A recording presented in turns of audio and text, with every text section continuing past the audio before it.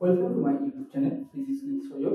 আজকে আমরা ক্লাস 12 এর কোয়ান্টাম থিওরি ছায়া প্রকাশনের বইয়ের বেসিক লেভেল নিউমেরিক্যালগুলো সলভ করব। তো আমাদের ফার্স্ট কোশ্চেনটা বলছে কোনো ধাতুর উপর একবর্ণী আলো পড়লে যে ইলেকট্রন নির্গত হয় তার জন্য নিবৃত্তি বিভব 2 ভোল্ট। তাহলে নির্গত ইলেকট্রনের সর্বোচ্চ গতিবেগ বের করতে হবে আমাদের। তো এখানে আমাদের কোশ্চেনে বলেছে যে এখানে যে নিবৃত্তি বিভব V ছিল সেটা বলা আছে 2 ভোল্ট।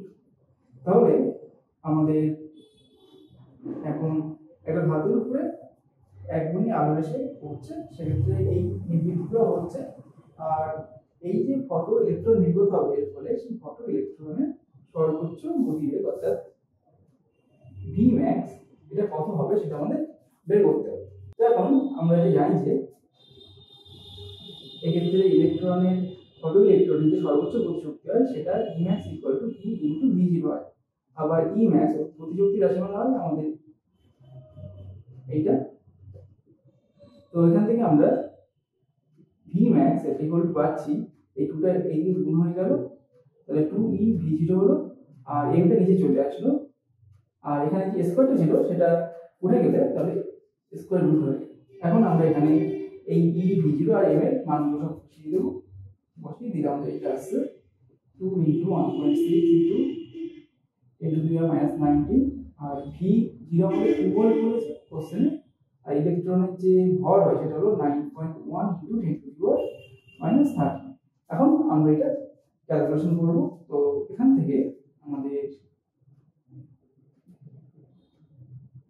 এটাকে আমরা অ্যাপ্রক্সিমেটলি এইভাবে লিখতে পারি 2 স্কয়ার, এই 2 আর এই 2 নয় 2 স্কয়ার হয়ে গেল, আর এখানে আমাদের 1.6 আছে, এটাকে আমরা 16 into 10 এইভাবে লিখলাম, আর এখানে 10 to the power minus 19, আর নিচে এই 9টাকে আমরা অ্যাপ্রক্সিমেটলি 9 ধরব, যদি আমরা ক্যালকুলেটর ইউজ করতে দেবে না এক্সামে, তো সেই কারণে আমাদের অ্যাপ্রক্সিমেশন করে কিন্তু ক্যালকুলেশনটা করতে হবে। আর এই 10 to the power 31 উপরে উঠে গেলে এখানে 10 এর পাওয়ারে প্লাস 31 হবে, আর এই 10টাকে আমরা এই 10 এর পাওয়ারে লিখে দিলাম, তাহলে প্লাস 1। এখন আমাদের এই রুটের মধ্যে থেকে বাইরে বেরিয়ে যাচ্ছে 2 রুট ওভার 16, মানে আমাদের 4 হলো, মানে 2 into 4, আর 9 এর রুট হলো 3 হয় ইনটু রুটের মধ্যে এইগুলো সব যোগ করে আমাদের আসছে মাইনাস 19 31 প্লাস 1 মানে 32। তাহলে এখান থেকে আমরা পাচ্ছি 30 মানে প্লাস 30, তাহলে এখানে আমাদের আসবে 10 to the power 30। তো 10 to the power 13টাকে আমরা এখানে লিখতে পারি কিভাবে 10 to the power 12 into 10। তো 10 to the power 12 এর আমরা যদি স্কয়ার রুট করি তাহলে 10 to the power 6 হয়ে যাবে, মানে পাওয়ারটা অর্ধেক হয়ে যাবে, তাহলে 8/3 into 10 to the power 6 হলো into রুট ওভার 10 করে ফেলছি। তো এই রুট ওভার 10 এর মানটা আমাদের হয় অ্যাপ্রক্সিমেটলি 3.14 এর কাছাকাছি হয়। তো আমরা এটাকে 3 ধরে নেব ক্যালকুলেশন সুবিধার জন্য, অ্যাপ্রক্সিমেটলি ধরে নিলাম। তাহলে 3 ধরলে আমাদের কি আসছে, 3 কেটে গেল, তাহলে এখান থেকে আমরা পাচ্ছি 8 into 10 to the power 6 metre per second. তো অঙ্কগুলো কিন্তু আমাদের এইভাবে অ্যাপ্রক্সিমেশন করে ক্যালকুলেশন করতে হবে। সো একটা ভুল হচ্ছে, এখানে যখন আমি এই পয়েন্টটা তুলছিলাম তখন অ্যাকচুয়ালি আমাদের এইটা ইনটু হয়ে যাবে 10 to the power minus 1। তো সেই minus 10 to the power minus 1টাকে যদি আমরা এখান থেকে বের করে আমরা এই 10 এর পাওয়ার লিখি তাহলে এটা মাইনাস 1 হলো, তাহলে আমাদের আসছে অ্যাকচুয়ালি এই যে 20 প্লাস 31, তাহলে আমাদের এখানে ফাইনালি আসছে প্লাস 11। তাহলে এটা 11 হবে, 11 থেকে একটা 10 আমরা বাইরে বের করে দিলে এটা 10 হয়ে যাবে, তাহলে এটা 5 হবে, আর বাদ বাকি যেমন ছিল তেমনই থাকবে। তাহলে আমাদের অ্যান্সার হচ্ছে 8 into 10 to the power 5 metre per second. Next 2 number কোশ্চেনটা বলছে যে কোন ধাতুর উপর একবর্ণী আলো পড়লে নির্গত ইলেকট্রনের সর্বোচ্চ গতিবেগ হয় 10 to the power 6 metre per second. তাহলে ওই আলোর জন্য ধাতুটির নিবৃত্তি বিভব নির্ণয় করো। তো আমাদের বলেছে কোন একটা ধাতু আছে তার উপরে আমাদের একটা একবর্ণী আলো এসে পড়ছে, তো এই ক্ষেত্রে আমাদের যে ইলেকট্রন নির্গত হচ্ছে তার যে বেগ অর্থাৎ ভি ম্যাক্স এইটা আমাদের বলা আছে 10⁶ মিটার পার সেকেন্ড। তাহলে এক্ষেত্রে আমাদের ওই আলোর জন্য আমাদের ওই ধাতুর যে নিবৃত্তি বিভব হবে V0 সেটা আমাদের বের করতে হবে। তো একটু আমরা ফর্মুলা দেখলাম যে E max অর্থাৎ ½ v স্কয়ার মানে V max square equal to E into V0। এখান থেকে আমাদের V0 এর মানটা বের করতে হবে। তো এখান থেকে আমরা V0 ইকুয়াল টু লিখতে পারি m V max square by 2 into E। এখন m অর্থাৎ ইলেকট্রনের যে মাস ভর সেটা আমরা বসিয়ে দেবো, আর E এর মান বসিয়ে দেবো, আর V max এর মান আমাদের কোশ্চেনে বলে দিয়েছে এটা। তাহলে আমাদের আসছে 10⁶ তার স্কয়ার অর্থাৎ আমাদের 10⁻12 হয়ে যাবে V max square by 2 into 1.6 into 10⁻−19। এবার আমরা কি করব, এবার আমরা যে নাম্বারগুলো আছে সেই নাম্বারগুলোকে আলাদা করবো আর 10 এর পাওয়ারগুলোকে আলাদা করবো। তো সেটা করলে আমাদের আসছে 9.1 বাই এটা গুণ করলে হয় আমাদের 3.2 ইনটু 10⁻31 আর এটা +12 আর এটা যখন -19 যখন আমাদের উপরে উঠে যাবে তখন আমাদের +19 হবে।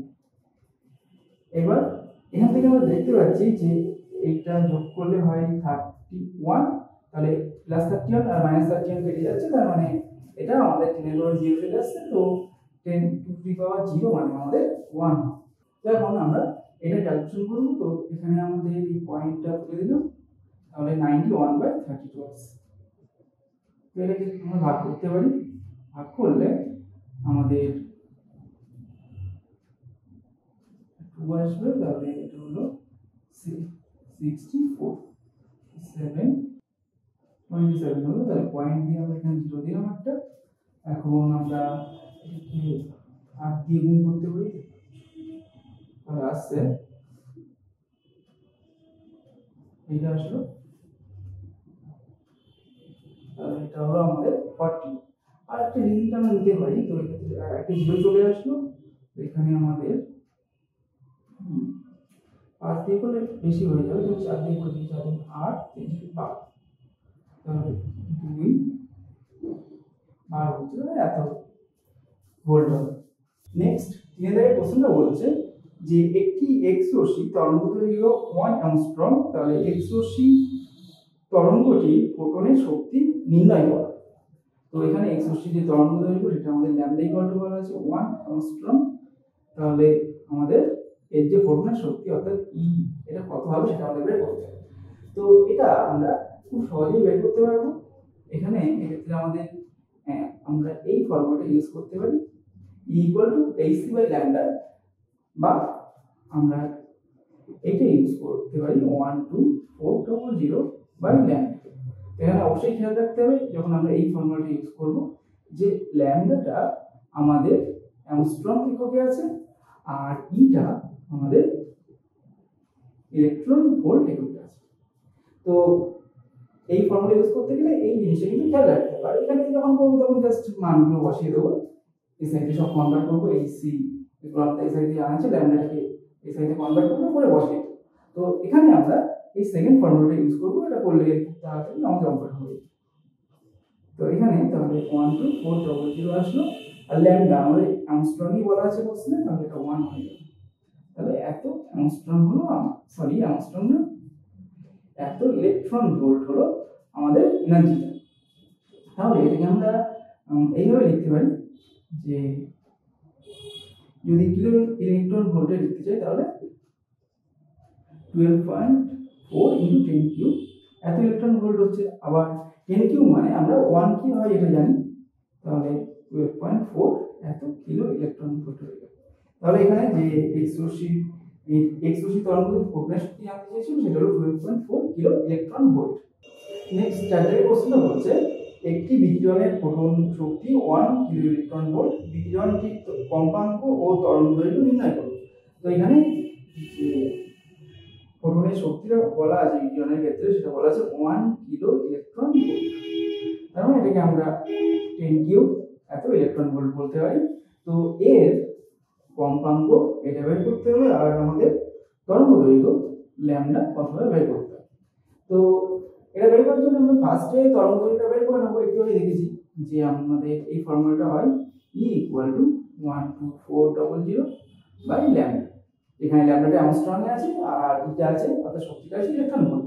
তো আমাদের কোশ্চেনে শক্তিটা আমাদের যেটা দেওয়া ছিল সেটা ইলেকট্রন ভোল্টে আমরা কনভার্ট করে নিয়েছি।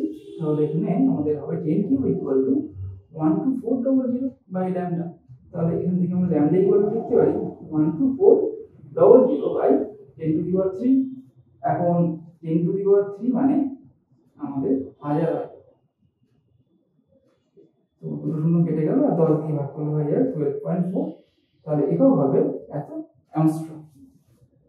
আর নেক্সট যে পার্টটা বলেছে সেটা হলো আমাদের নিউটা বের করতে। তো আমরা এই রিলেশনটা জানি যে c equal to new lambda. তাহলে নিউ ইকুয়াল টু হবে c বাই ল্যামডা।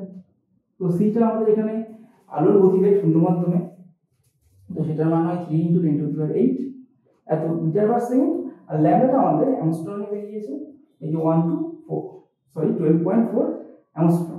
তো এটাকে আমরা মিটারে যদি কনভার্ট করে নিই তাহলে 10⁻⁻10 দিয়ে গুণ হবে। তাহলে এইটা হয়ে গেল আমাদের ল্যামডার মানটা। তো এইটা এখন আমরা এখানে বসিয়ে দেব।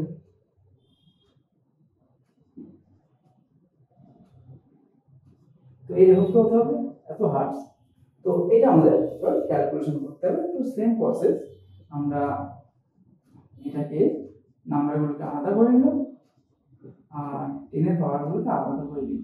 তো এই মাইনাসের উপরে উঠে প্লাস 10 হয়ে গেল। এখন এখানে আমাদের এটা উঠে উপরে 30 হয়ে গেল।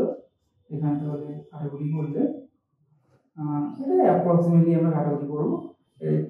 এটা কাটাকুটি করলে তাহলে আসছে 3 দিয়ে 4 আর এখানে 1 আর একটা টার্ম আসলো সেটা আমরা বাদ দিলাম, ডিজিটটাকে বাদ দিয়ে দিলাম। তাহলে আমাদের 10/41 × 10 টু দি পাওয়ার 80 আসছে।